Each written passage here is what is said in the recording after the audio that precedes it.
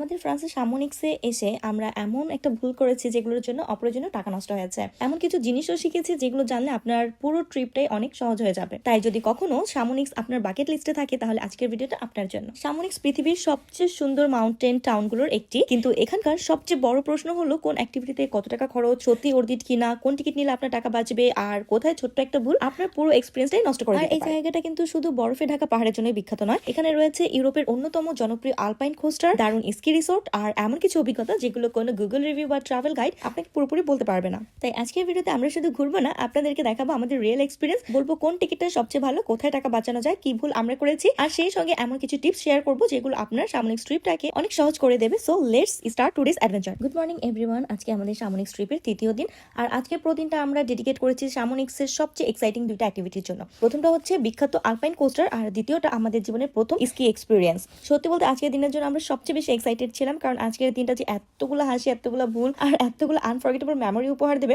সেটা আমরা তখনও কল্পনা করতে পারি। সেদিন আমরা একটু সকাল সকালে উঠে গিয়েছিলাম, কারণ গত কয়েকদিনে একটা জিনিস খুব ভালোভাবে বুঝে গেছি, পাহাড়ি এলাকায় যত সকালে বের হওয়া যায় ততই ভালো, ভিড় কম থাকে আর পুরো জায়গাটা অনেক বেশি শান্তভাবে উপভোগ করা যায়। তো সকালে উঠে ফ্রেশ হয়ে খাবার দাবার খেয়ে আমরা একবারে সোজা বের হয়ে যাই। আর বের হওয়ার আগে আমরা আগের দিন রাতে দুইটা থার্মাল ফ্লাস্ক কিনেছিলাম, তাতে করে গরম পানি নিয়ে নিই, কারণ গত দিনের অভিজ্ঞতাতে তো বুঝেছি এরকম জায়গাগুলিতে গরম পানি আসলে অনেক প্রয়োজন, আর সত্যি আমাদের কাজে দিয়েছিল। তো সবকিছু গুছিয়ে আমরা বের হয়ে যাই।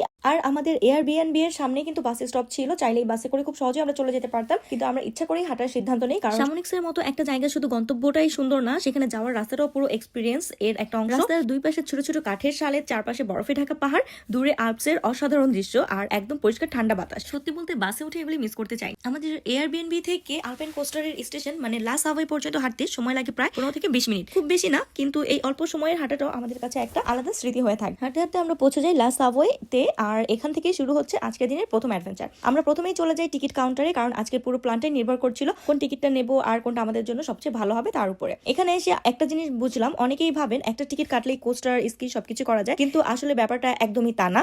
এখানে বিভিন্ন অ্যাক্টিভিটির জন্য আলাদা আলাদা টিকিট অপশন আছে, যেমন শুধুমাত্র আলপাইন কোস্টার রাইডের টিকিট, শুধুমাত্র ski pass, half day ski pass, full day ski pass, আর সিজন অনুযায়ী ফ্যামিলি পাস এবং মাল্টি ডে পাসেরও অপশন থাকে। তো যে পছন্দ মতো নিয়ে নিতে পারেন। আমরা দুইটাই এক্সপিরিয়েন্স করতে চেয়েছিলাম, তাই আমরা আমাদের দুইজনের জন্য দুইটা কোস্টার টিকিট এন্ড দুইটা স্কি এর ফুল ডে পাস নিয়ে নিই। যেহেতু স্কি এর half day pass and full day পাসের মধ্যে খুব বেশি একটা ডিফারেন্স ছিল না, এর জন্য বেসিক্যালি আমরা ফুল ডে পাসটা নিয়েছিলাম। টিকিট কালেক্ট করে আমরা চলে যাই আমাদের আলপাইন কোস্টারের দিকে। আর এখানে একটা কোস্টারে কিন্তু দুইজন করে বসা যায়, তাই আমরা প্রথমে একটা টিকিট ব্যবহার করে দুইজন উঠেছিলাম, পরবর্তীতে সেকেন্ড টিকিটটা দিয়ে আবারও উঠেছিলাম আর কি। আর এখানে সবথেকে ভালো বিষয় হচ্ছে স্পিডটা পুরোপুরি আপনার হাতেই থাকবে, আপনি চাইলে ধীরে ধীরে ভিউ এনজয় করতে পারবেন, আবার চাইলে ম্যাক্সিমাম স্পিডেও যেতে পারবেন। তো আমরা সিট বেল্ট বেঁধে বসে পড়লাম, শুরুর কয়েক সেকেন্ড একদম শান্ত, তারপর ধীরে ধীরে স্পিড বাড়াতে শুরু করলো। একদিকে বরফে ঢাকা পাহাড়, অন্যদিকে ঠান্ডা বাতাস, আর আমরা দুজন সত্যি বলতে রাইডটা যতটা ফান ভেবেছিলাম বাস্তবে তার থেকেও অনেক বেশি এনজয় করেছি। মাত্র কয়েক মিনিটের রাইড, কিন্তু পুরো ট্রিপের অন্যতম ফান এক্সপিরিয়েন্স হয়ে থাকবে। রাইড শেষ হওয়ার পরে আমরা একে অপরের দিকে শুধু তাকে একটা কথাই বললাম, না এটা একবার করে শেষ করা যাবে না। কিন্তু তার আগে চলুন আমাদের আজকের মেইন অ্যাডভেঞ্চারটা শুরু করি, আমাদের জীবনের প্রথম স্কি এক্সপিরিয়েন্স। কোস্টা থেকে নেমে আমরা সোজা চলে গেলাম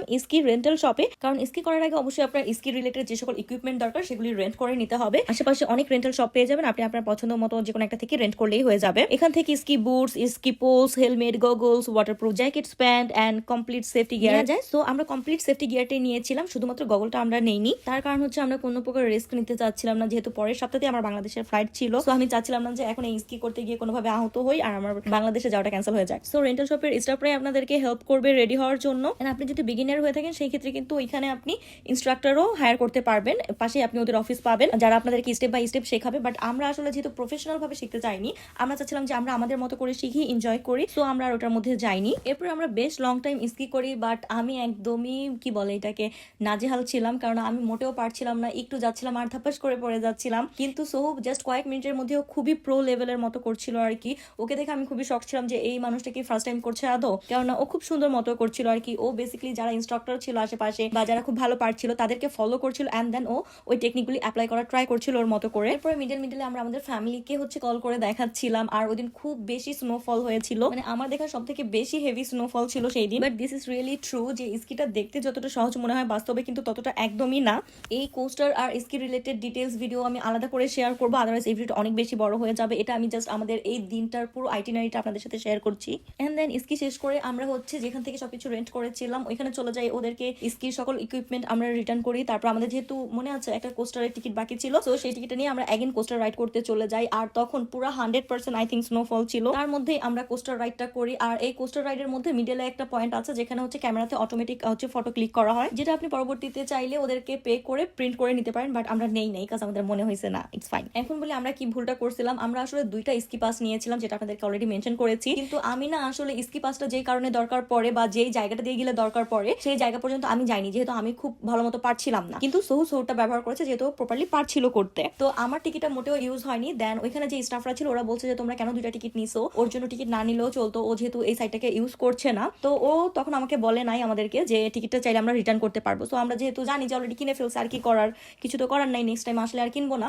দ্যাটস ওয়াই আমরা 2টা টিকিটই কাজ শেষে ফেলে দিয়েছি। পরবর্তীতে আমরা জানতে পারি যে হ্যাঁ টিকিটগুলি চাইলে আমরা ফেরত দিতে পারতাম, যেটা আনইউজড ছিল। So this is the thing যে আপনারা আগে স্কি নিতে পারেন, স্কি পাসটা, যেহেতু আপনি তো জানেন না যে আপনি পারবেন কি পারবেন না। যদি কোনো কারণে আপনি না পারেন আর ইউজ না হয়, সেটা আপনি যেখান থেকে টিকিটটা কেটেছেন ওইখানে গিয়ে ওদেরকে বললে ওরা ওইটা রিটার্ন রেখে দিবে। এরপর আমরা আমাদের এয়ারবিএনবি এর দিকে এগিন হাঁটা শুরু করে দিই। আর তখন প্রায় বিকাল 4টার মতো বেজে গিয়েছিল। স্নোফল তখনও কিন্তু থামেনি, বরং আরো সুন্দর হয়ে উঠেছিল চারপাশটা। আমরা অনেক দিনের ইচ্ছা ছিল যে স্নোফলের মধ্যে শাড়ি পরে পিকচার তুলবো, অবশ্যই আমি আগেও তুলেছি, বাট ওই রকম জায়গাতে গিয়ে আসলে চাচ্ছিলাম। তো সবগুলো যেহেতু হাতে সময় আছে, তাড়াতাড়ি চলো তুমি বাসায় গিয়ে ঝটপট চেঞ্জ করে নিও, দেন আলো থাকতে থাকতে বেশ কিছু ফটোস ক্লিক করে দিব।